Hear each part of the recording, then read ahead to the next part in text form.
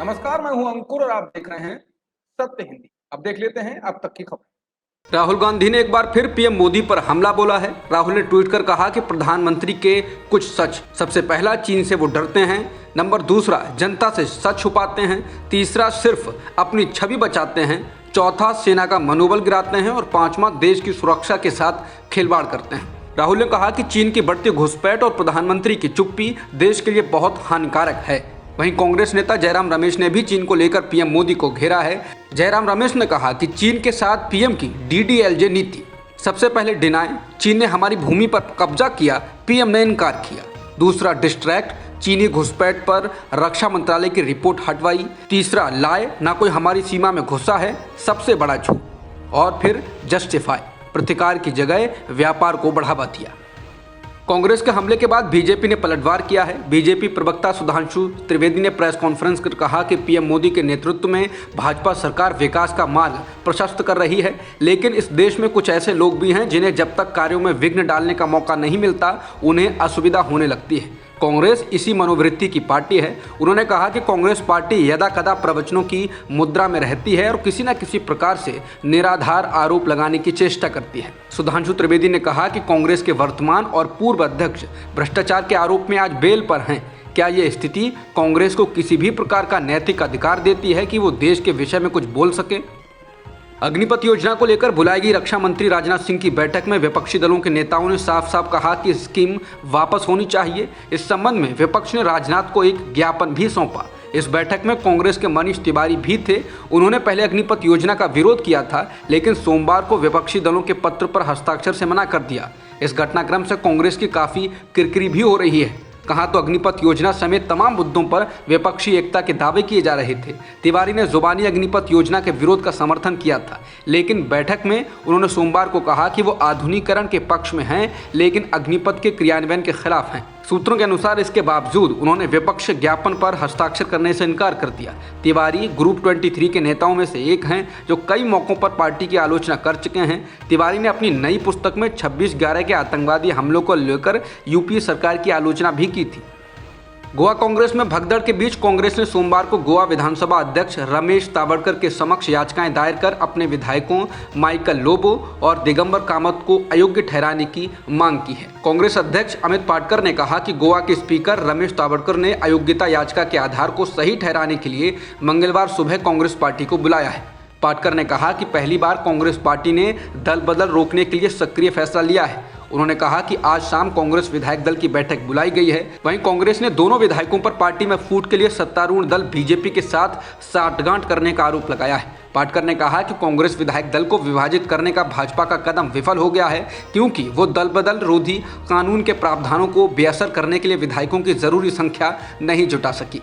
बता दें, गोवा कांग्रेस के 5 विधायक पार्टी नेतृत्व के संपर्क में नहीं हैं और इनके जल्द ही पाला बदलने की खबर है। इनमें से कुछ विधायकों ने मुख्यमंत्री प्रमोद सावंत से भी मुलाकात की है और माना जा रहा है कि 5 कांग्रेसी विधायक बीजेपी में शामिल हो सकते हैं, लेकिन कांग्रेस के विधायकों को दल बदल से बचने के लिए 8 विधायकों को साथ लाना होगा। विधानसभा में कांग्रेस के 11 विधायक हैं। पंजाब के मुख्यमंत्री भगवंत मान ने आम आदमी पार्टी के राज्यसभा सांसद राघव चड्ढा को राज्य सरकार की सलाहकार समिति का अध्यक्ष नियुक्त किया है। मुख्यमंत्री कार्यालय ने कहा कि वो पंजाब में आप सरकार की लोगों से जुड़े मुद्दों पर राज्य सरकार को राय देंगे। मुख्यमंत्री कार्यालय ने एक बयान में कहा कि राघव चड्ढा एक चार्टर्ड अकाउंटेंट हैं और उन्होंने दुनिया की कुछ सबसे बड़ी कॉरपोरेट फर्मों के साथ काम किया है। उन्होंने दिल्ली के वित्त मंत्री मनीष सिसोदिया के वित्तीय सलाहकार के रूप में भी काम किया है। बयान में कहा गया कि उनके कड़े प्रयासों ने दिल्ली को एक रेवेन्यू सरप्लस राज्य बनाने में मदद की है। बता दें, इस कमेटी को लेकर विपक्ष ने आप सरकार पर हमला बोला है। पंजाब प्रदेश कांग्रेस के अध्यक्ष अमरिंदर सिंह राजा वडिंग कमेटी की कानूनी वैधता को लेकर सवाल उठा चुके हैं। उन्होंने कहा था कि मुख्यमंत्री क्यों अलग से एक संवैधानिक प्राधिकरण बना रहे हैं जबकि इसकी कोई जवाबदेही नहीं होगी। उन्होंने सवाल उठाया कि क्या ये कोई सुपर कैबिनेट या सुपर सीएम बनाने की साजिश है।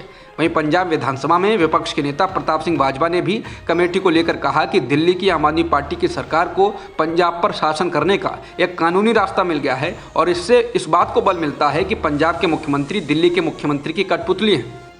केजरीवाल सरकार में मंत्री सत्येंद्र जैन की न्यायिक हिरासत को दिल्ली की एक अदालत ने 20 जुलाई तक के लिए बढ़ा दिया है।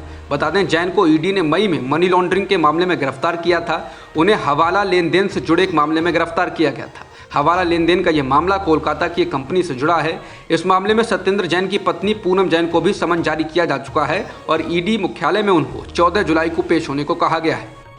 लखीमपुर खीरी के एक स्थानीय अदालत ने ऑल्ट न्यूज के सह संस्थापक मोहम्मद जुबैर को 14 दिन की न्यायिक हिरासत में भेज दिया है। जुबैर के खिलाफ बीते साल लखीमपुर खीरी के मोहम्मदी पुलिस स्टेशन में एक मुकदमा दर्ज किया गया था। इस मुकदमे में आरोप लगाया गया था कि जुबैर ने 2 समूहों के बीच नफरत फैलाने का काम किया है। शनिवार को इस मामले में लखीमपुर खीरी पुलिस ने वारंट जारी किया था। इन दिनों उत्तर प्रदेश के सीतापुर जेल में बंद जुबैर सोमवार को वीडियो कॉन्फ्रेंसिंग के जरिए लखीमपुर खीरी की अदालत में पेश हुए। अतिरिक्त मुख्य न्यायिक दंडाधिकारी रुचि श्रीवास्तव ने जुबैर को 14 दिन की न्यायिक हिरासत में भेज दिया। नेशनल हेराल्ड मनी लॉन्ड्रिंग मामले में ईडी ने सोनिया गांधी को 21 जुलाई को पूछताछ के लिए बुलाया है। बता दें, इससे पहले राहुल गांधी को भी इसी मामले में लगातार कई दिनों तक पूछताछ की गई थी। तब कांग्रेस ने सड़क पर उतरकर इसका विरोध किया था और इस दौरान दिल्ली में बड़ी संख्या में पुलिस को तैनात किया गया था। राष्ट्रपति के एनडीए उम्मीदवार द्रौपदी मुर्मू को लेकर शिवसेना में पसोपेश बरकरार है। पार्टी के 16 सांसद चाहते हैं कि मुर्मू का समर्थन किया जाए। मुंबई में सोमवार को उद्धव ठाकरे द्वारा बुलाई गई बैठक में शामिल हुए शिवसेना के 16 सांसदों ने उद्धव से पूछा कि क्या पार्टी एनडीए के राष्ट्रपति पद के उम्मीदवार द्रौपदी मुर्मू का समर्थन करती है। शिवसेना सांसद गजानन कीर्तिकर ने बैठक के बाद एनडीटीवी को बताया कि सभी 16 सांसद इस बात से सहमत थे कि द्रौपदी मुर्मू एक आदिवासी महिला हैं और इसलिए उन्हें वोट देना चाहिए। महाराष्ट्र में आदिवासी आबादी का एक बड़ा हिस्सा है। कोई व्हिप या राष्ट्रपति चुनाव नहीं है और सांसद अपनी इच्छा के अनुसार मतदान कर सकते हैं। बता दें, उद्धव ठाकरे के सभी वफादार सांसदों का सुझाव पार्टी के रुख में संभावित बदलाव का संकेत देता है, जिसने अब तक संयुक्त विपक्षी उम्मीदवार यशवंत सिन्हा का समर्थन किया है। सुप्रीम कोर्ट ने सोमवार को उद्धव ठाकरे गुट की ओर से दायर याचिकाओं पर तुरंत सुनवाई से इनकार कर दिया। उद्धव ठाकरे गुट की ओर से शिवसेना के 16 बागी विधायकों को अयोग्य ठहराए जाने सहित कुछ अन्य मामलों में सुनवाई होनी थी। सीनियर एडवोकेट कपिल सिब्बल ने महाराष्ट्र संकट से जुड़ी उद्धव ठाकरे गुट की याचिकाओं को अदालत के सामने रखा और इन पर जल्द सुनवाई की मांग की। सीजेआई ने सॉलिसिटर जनरल तुषार मेहता से कहा कि वो विधानसभा के स्पीकर को ये सूचना दें कि वो अभी कोई सुनवाई ना करें और अदालत इस मामले में आगे की सुनवाई करेगी। सीजेआई एनवी रमना ने कहा कि इस मामले में कई याचिकाएं दायर की गई हैं और इसलिए इन्हें सुनने के लिए एक संवैधानिक बेंच का गठन करना होगा और इसमें कुछ वक्त लगेगा। प्रधानमंत्री मोदी और लोकसभा स्पीकर ओम बिरला ने सोमवार को नए संसद भवन की छत पर लगे अशोक स्तंभ का अनावरण किया। यह अशोक स्तंभ 6.5 मीटर ऊंचा है और कांसे का बना हुआ है। इसका वजन लगभग 9,500 किलो है। इसे सपोर्ट देने के लिए स्टील का एक ढांचा भी बनाया गया है जिसका वजन 6,500 किलो है। बता दें कि नए संसद का निर्माण कार्य जोर शोर से जारी है। केंद्रीय मंत्री हरदीप पुरी भी इस मौके पर मौजूद रहे। बता दें, सेंट्रल विस्टा का कुल प्रोजेक्ट 20,000 करोड़ का है और इसके तहत प्रधानमंत्री का नया आवास, जिसमें 4 मंजिल वाली 10 इमारतें होंगी और ये 15 एकड़ में होगा, बनाया जा रहा है। इसके अलावा उपराष्ट्रपति का आवास भी 15 एकड़ में बनाया जा रहा है जिसमें 5 मंजिला इमारतें होंगी। इसी प्रोजेक्ट के तहत नए संसद भवन भी बनाया जा रहा है। इसके निर्माण में 971 करोड़ की लागत आएगी और इसे दिसंबर 2022 तक पूरा किया जाना है। पीएम मोदी द्वारा नए संसद भवन की छत पर लगे अशोक स्तंभ का अनावरण को लेकर एआईएमआईएम नेता असदुद्दीन ओवैसी ने सवाल उठाए। ओवैसी ने कहा कि संविधान संसद, सरकार और न्यायपालिका की शक्तियों का बंटवारा करता है। सरकार का मुखिया होने के नाते प्रधानमंत्री को संसद भवन के ऊपर राष्ट्रीय प्रतीक का अनावरण नहीं करना चाहिए था। ओवैसी ने कहा कि लोकसभा के स्पीकर संसद के सदन के नेतृत्व करते हैं, जो कि सरकार के अधीन नहीं है। प्रधानमंत्री कार्यालय सभी संवैधानिक नियमों का उल्लंघन कर रहा है। सुप्रीम कोर्ट ने सोमवार को दिए फैसले में कहा है कि केंद्र सरकार को गैंगस्टर अबू सलेम को 25 साल की सजा पूरी करने के बाद रिहा करना होगा। अदालत ने कहा कि पुर्तगाल के साथ भारत की जो अंतर्राष्ट्रीय संधि है उसके मुताबिक ऐसा किया जाना जरूरी है। अबू सलेम की ओर से दायर याचिका में कहा गया था कि उसकी सज़ा को 25 साल से ज़्यादा नहीं बढ़ाया जा सकता है, क्योंकि भारत की ओर से इस संबंध में 2002 में पुर्तगाल को ठोस आश्वासन दिया गया था। बता दें, अबू सलेम 1993 के मुंबई बम धमाकों में दोषी है और उसे 11 नवंबर 2005 को एक लंबी कानूनी लड़ाई के बाद पुर्तगाल से भारत प्रत्यर्पित किया गया था। सुप्रीम कोर्ट ने अदालत की अवमानना करने के मामले में शराब कारोबारी विजय माल्या को सोमवार को 4 महीने की कैद की सजा सुनाई। शीर्ष अदालत ने विजय माल्या पर जुर्माना भी लगाया है। सुप्रीम कोर्ट ने अपने फैसले में कहा कि विजय माल्या को अपनी हरकत पर किसी तरह का पछतावा नहीं है और कानून की गरिमा को बनाए रखने के लिए उसे सजा देना जरूरी है।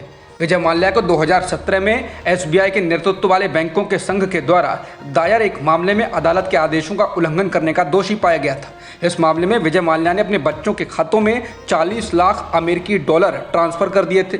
सुप्रीम कोर्ट ने विजय माल्या को आदेश दिया कि वो 40 लाख अमेरिकी डॉलर को ब्याज के साथ 4 हफ्ते के भीतर वापस करें।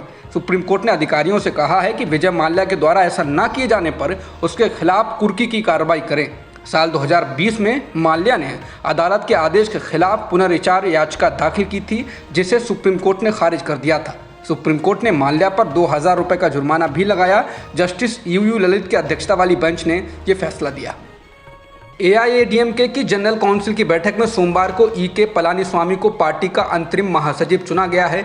इससे पहले मद्रास हाई कोर्ट ने चेन्नई में हुई जनरल काउंसिल की बैठक पर रोक लगाने से इनकार कर दिया था। अदालत ने कहा कि कानूनी नियमों के मुताबिक इस बैठक को किया जा सकता है। इस बैठक पर रोक लगाने की मांग ओ पनीरसेल्वम के गुट की थी। बैठक से पहले ई.के. पलानीस्वामी यानी कि ईपीएस और ओ पनीरसेल्वम यानी कि ओपीएस के गुटों में पत्थरबाजी और हाथापाई भी हुई। इसका वीडियो भी सामने आया है। बता दें कि एआईएडीएमके पर कब्जे के लिए ईपीएस और ओपीएस के गुटों के बीच लंबे वक्त से जबरदस्त तकरार चल रही है। पूर्व मुख्यमंत्री जयललिता के निधन के बाद यह तकरार और बढ़ी है। ईपीएस एआईएडीएमके में एकल नेतृत्व की व्यवस्था चाहता है, जबकि ओपीएस वर्तमान में चल रहे दोहरे नेतृत्व के मॉडल को जारी रखना चाहता है। एआईएडीएमके की जनरल काउंसिल की बैठक में अंतरिम महासचिव चुने जाने के बाद ई.के. पलानीस्वामी यानी कि ईपीएस ने दूसरे गुट के नेता ओ पनीरसेल्वम यानी कि ओपीएस के खिलाफ बड़ी कार्रवाई की। ईपीएस ने ओपीएस को पार्टी से बाहर का रास्ता दिखा दिया है। अब यह साफ हो गया है कि एआईएडीएमके में ईपीएस ही ताकतवर नेता हैं और पार्टी के भीतर एकल नेतृत्व का मॉडल ही काम करेगा। ओपीएस के अलावा उनके समर्थकों मनोज पांडियन, प्रभाकरण को भी पार्टी से बाहर का रास्ता दिखा दिया गया है। ओपीएस पर आरोप लगाया गया है कि वो डीएमके के नेताओं के संपर्क में थे और पार्टी विरोधी गतिविधियों में शामिल थे। इसके बाद ओपीएस के समर्थकों ने चेन्नई में स्थित पार्टी के मुख्यालय के बाहर ईपीएस का पुतला फूंका। अब तक की खबरों में इतना ही। बाकी खबरों के लिए बने रह सकते हैं आप सत्यहिंदी.com।